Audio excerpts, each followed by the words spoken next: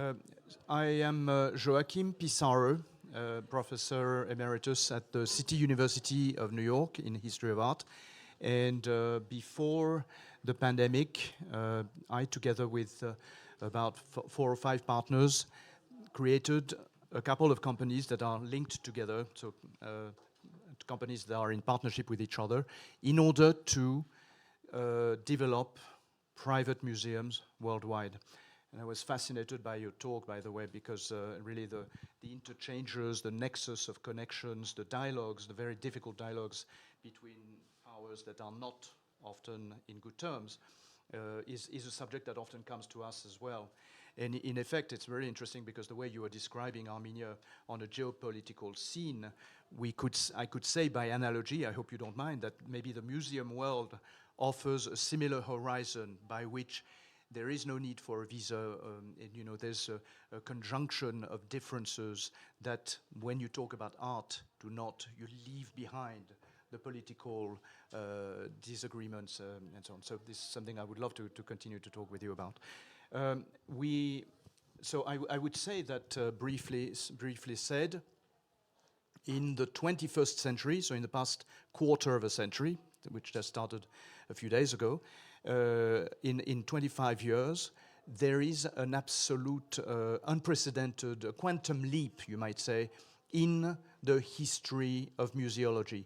The museum world begins, roughly speaking, there are a few exceptions, I'm going to skip those, but basically when the French Revolution in the 1780s and 90s, in 1795 to be precise, take over the regal palace of the Louvre, which had been for over a millennium the principal residence of the kings of France, and turns that residence as a gift, you might say, to the French nation. So suddenly you have a royal palace filled with the most incredible treasures that is handed over to the nation.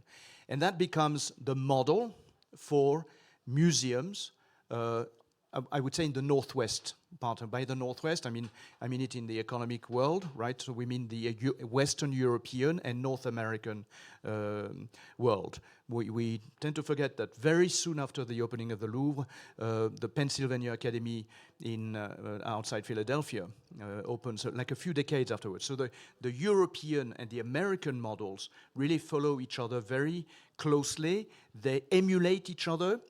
And here comes I want to jump in immediately because you didn't come to listen to a seminar on 19th century museum history. We want to talk about what's happening now. And actually, Damian, ich denke, es war vielleicht eine andere, eine erste Diapositive, oder? No? No, this is the first one? Okay, well. Sorry. So I want to talk indeed about the present and the future of the museum world. But here's an interesting statistics. Over 100 years, so from 1795 to, let's say, the end of the 19th century, 1900, you had between Europe and America less than 400 new museums created. 400 museums in the 2 continents, Europe and America, in 100 years. In 2010, Chairman Xi in China declares that, and here I'm not making any political statement at all, this is just a fact you can verify, that China should become an important platform on the international cultural scene and should develop museums, which there were very, very, very few, great museums, but very few other. In 2020, so short, just as the pandemic was going, more than 2,000 new museums had broken ground in China alone. So it's absolutely, it's one checks, one wants to, it's quasi-unbelievable. The statistics mean that in 10 years in China, I haven't spoken about the rest of the world, in 10 years in China, you had 6 times more museums than in 100 years in Europe and America. So that's what I'm talking about. And so this is when I'm talking about unprecedented. I hate using overly strong words, but it is a bit of a revolution. And what does that mean? So First of all, we are here in an economic forum, so I would like to shift the attention I was talking with a few of you about that, when we talk about museums, we tend to think about them as philanthropic entity, and it is larger inside. And the photographs, I really invite you, Sean Killer, it's the firm based in Dubai, is called Killer Design, again, Killa. Sorry, I have nothing to do with him. I don't know him personally. I'm not trying to do some advertising, but it just blows my mind when I saw it. And you were there, right? And what can you tell us a little bit how? Magnificent structure, honestly, inside and out. It doesn't look spacious from outside, but once you go inside, it's very spacious. Actually, it contains multiple halls where some of it is used actually for hosting some events. But also part of it is also used as a museum for displaying arts. Yeah. And a big part of it is, very focused on technology and the new futuristic, innovations that has either about to come out or it's already out and, Well, so that is actually a feature I was about to comment on, because I mean, one of the questions I often hear when I mention this radical departure of this new museum era is, well, how is China going to fill those 2,000 museums? And as I said, you can add Brazil, India, this incredible region, not just Dubai, but Qatar, Saudi Arabia, etc., etc. And obviously, there's a question that immediately comes to mind. How many Mona Lisas are there in the world? How many works by Leonardo? Well, we know that one of them is in Saudi Arabia, indeed, but I mean, there cannot be that many more. So you cannot basically reproduce, you cannot even predicate the advancement, the progression of the museum world based on what it was in 1795. That's gone. And what's very interesting is exactly what you're pointing out, especially true in this particular museum, as I understand, which is that they're basing their projection of the spaces, their attraction to and it's a hugely popular museum, by the way, on AI, on artificial augmented reality, new media, new ways of developing creation and imagination that were simply not available and not of great interest to the museums of the past. So it's a really radical move. Thank you for sharing that. So show you even what is Dubai in the future 2040, for example. And this projection of Dubai in 2040. And you've seen it exactly on the screen, and you are totally in, and you're impressed. First of all, the building itself. Yes, actually. It seems like small, but from outside it's already impressive. You're right. It's so huge, it's impressive. And inside it's also impressive. You know, you make me feel bad because I had other photographs where you see the museum in the city and you do see exactly what you're talking about, but because I had to contain everything, I just said, but you're absolutely right. And yes, there is an aspect of this particular museum which actually focuses, I mean, I'm going to use the word science fiction. I mean, it's a sort of projection of what the future might be, except that often these predictions are not illusionary, they are real. And that's something very fascinating. So we are looking at the museum not as a repository of the past. It can be that, but more as a sort of fossil that is enabling us to jump into the future. So, shall we?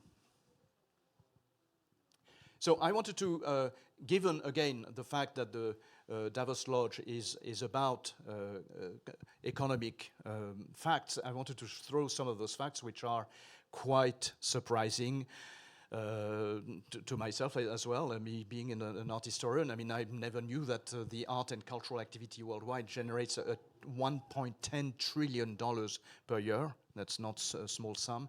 The total attendance of just the top 20 museum, as I mentioned, 2,000 museums in China alone. Just the top 20 is over 100 million people. The global art market generates $65 billion per year. That is the official figures provided mostly by the auction houses.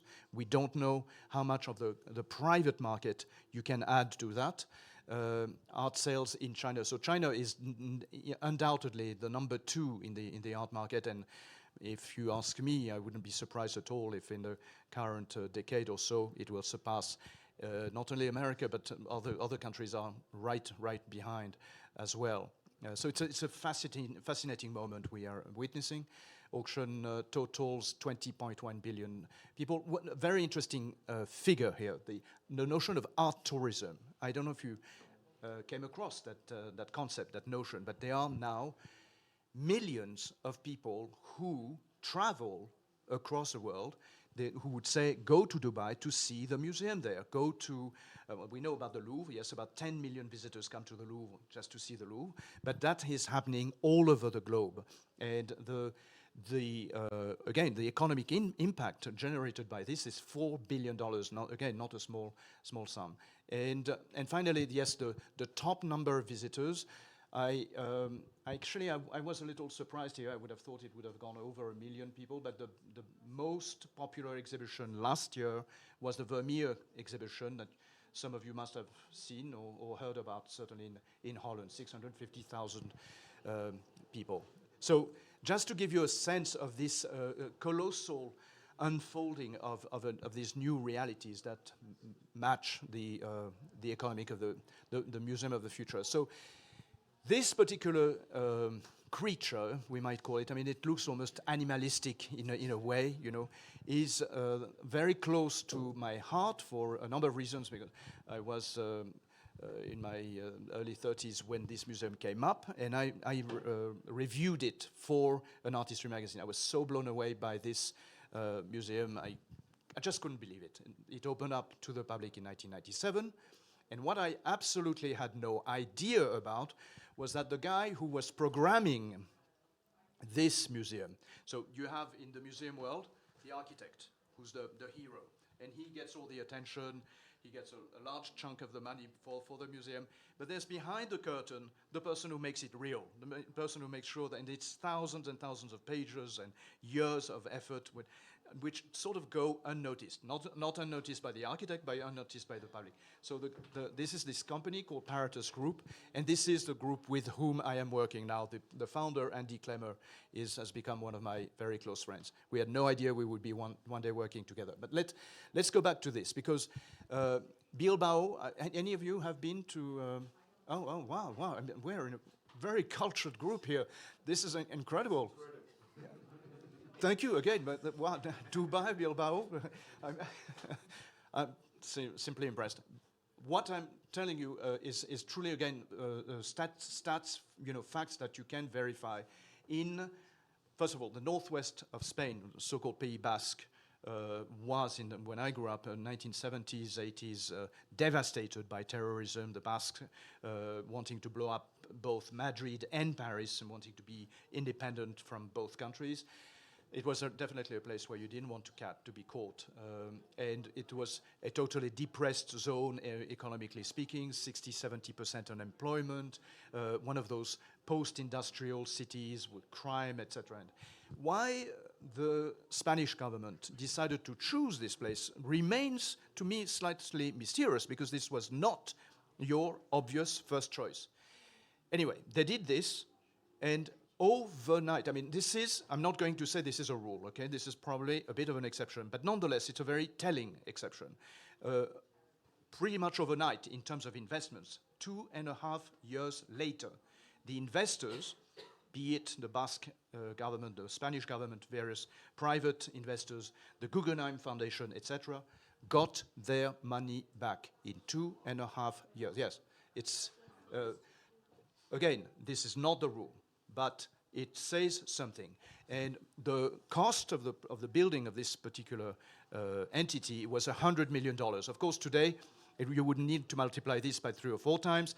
If it were in any country like the the America, for instance, immediately you have to triple the cost for legal, manpower, and so on and so forth. But nevertheless, $100 million, 1997, 2.5 years later, the investors get their money back. But not only that, that's almost the icing of the cake. What is fascinating is that today, look at the airport charts, the flight charts, you have direct flights from Bilbao to Basel, Bilbao to London, Bilbao to Paris. Bilbao has become one of the most visited places in Spain, where it was, again, a place where you didn't want to be caught dead. So that's more than an economic impact here. It's a really, yes, the economic impact is huge. There's now probably no employment or very little in Spain. It's one of the most popular places in Spain. But it's also it's been an agent of transformation socially and humanly speaking, of unprecedented proportion. Sorry, Damien, vielen. So here we are. Again, I'm going to give you those figures later. So, but yes, you get so over 1.3 million visitors. When you know that the price of a ticket, I didn't check lately, but it's been around 15 euros. You do the math, you know. So let's move on. So there's some fabulous images, and I just brought them in for the fun of it. I mean, it's and the architect and the programmer, my friend Andy, really had fun with and continue to have fun with this museum. Keep going. So this is an idea of the kind of crowds you see there. This was a few years later, in about 6-7 years later, for the 20th anniversary of the creation of the museum. Keep going. Look at this. And of course, 5 minutes left. Okay, we need to keep going. Okay, thank you, Evangelia. All right. So Jeff Koons, the relationship between art and architecture, and how do you compete with a piece of architecture like this when you're an artist? So here's Jeff Koons' answer, which is itself completely fascinating. It's made out of, I believe, something like nearly 100,000 little flowers. I'll skip the details because I have 5 minutes left. So Damien, keep around. So I'm going to just mention to you now, just for the fun of it, since we're talking about art tourism, places, as I've often said to my students when I'm in a classroom, places where I would engage. I'm glad to say that I will not die before having seen this. It's really a place that you need to see. Not easy to get there. It's an island southwest of Osaka, but my goodness, it is so... You've been there? Yes, I used to work on the cruise ships. Gosh! We need to exchange notes. I want you on the first row anytime I speak. No. So this is, you've seen this. So the very famous Yayoi Kusama, who's been ornating all the Vuitton shop and so on, but she was famous way before that for creating this gigantic, you don't see, but the human scale here would be, a human person would be that big. It's really, really impressive. Let's keep going, Damien, because Evangelia is going to stop us. keep going. Oh, yeah, okay. So this is the museum seen from above. Now, the situation here is really interesting. This is a guy who, not unlike Bilbao, bought 2 or 3 islands completely decimated, polluted, fisher islands of the 16th and 17th century, and handed them over, decided we're going to transform them. There's so much potential there. He gave Tadao Ando, maybe the greatest... one of the greatest architects alive, certainly the greatest, to me, Japanese architect. He told him, look, you have carte blanche. You do what you wish. And the guy, Tadao Ando, said, okay, I'm not just going to do a traditional museum. I'm going to take over the island. So when you go to this island, I hope you will be, Naoshima, you need to walk up. It's a trek. It takes a while, but it's so fabulous. Let's keep going. So here's an example. You're far away from the museum here, and this is the famous photographer Sugimoto, who's doing an installation related to the tea ceremony. Let's keep going. So this is, go ahead, this is the hotel. And this is the last museum I was telling you about, where we intervened before COVID. So this is a museum we built in Shanghai, the Pudong Museum. The architect is Jean Nouvel, and again you see Parallel and Paratus are very twin institutions. So let's keep going, because I just want to show the images. And so this is my partner, Terry Riley, who unfortunately passed away during the pandemic, but he entirely programmed. He had this idea of looking at the entire facade of the museum as a screen, almost like a cinema screen, which we're talking about 50 meters long. This is absolutely gigantic, and you can see it from the other side of the river. Difficult to show you on this side. Let's keep going. And 2 million visitors. Again, the figures are... another museum that was also the product of Paratus. This is a similar situation. Miami, everybody knows Miami, but not everybody knows Miami for the art scene. Well, yes, everybody has heard about Miami Basel, but there were practically no museums until the Paris Museum was created. They, my partner, Terry Riley, had intervened Herzog and de Meuron, two of the greatest Swiss architects, and the result speaks for itself. I just keep going because we just... and so here again, I mean, this is like a magnet of the population. Suddenly the Perez Miami Museum becomes a place where you want to be seen, where you engage with the rest of the community. And let's keep going because I just... so installations by this phenomenal Venezuelan artist, Soto. Let's keep going. Oh, so that is also completely crazy. This Miho Museum is about 8 hours by car or train from Tokyo. It's in the middle of nowhere. And it attracts, let's keep going, I forget the exact, so it's by IMPay, unfortunately no longer with us. It attracts more than 300,000 visitors, you know, who do this kind of pilgrimage. And the views of that museum are absolutely out of this world. Let's keep going. I just want everyone to have a look and a feel for these crazy structures. And that's almost the antithesis of everything I'm talking about. These are couple of very, indeed, I mean, you have to be very wealthy by definition. You have to be a billionaire, more or less, in order to afford a museum, right? So they're part of that group. But they don't care about the public. They don't care about you and I. I mean, they have wonderful people, but they have exactly the opposite of whatever you have seen so far. They have put a cap of 400 people per day, which in the museum world is absolutely nothing. It is a little bit of a club. It's fantastic to go there because you have nobody. It's outside of DC, Washington. The structure is absolutely fabulous. Let's keep going because, can we finish? And so here's what this looks like. 400 visitors per day. Look at how glorious the structure is. Let's keep going. So one of the things they've done is that they collect artists and they give each artist an amazing room. But whoever it is, Pollock and Rothko, and it's an incredible experience, but you're alone, basically. Let's keep going. Crystal Bridges in the middle of nowhere again in Arkansas. This was the initiative of the Walton family, Moshe Safdie, who was working on this project while he was also working on a project in Singapore. So all these architects are very, very global. Yes, thank you. Keep going without my saying it. And this is one of the last, this is perhaps we could close on this. This is a project that... It's a bit of a marathon, but I'm sorry. It's so just we can get a copy of the slide. Absolutely. I will give it to Emmanuel, and you are more than welcome, yes, and I will also give you my email if you would like, if you have any questions. Yeah. Perfect. Emmanuel, thank you.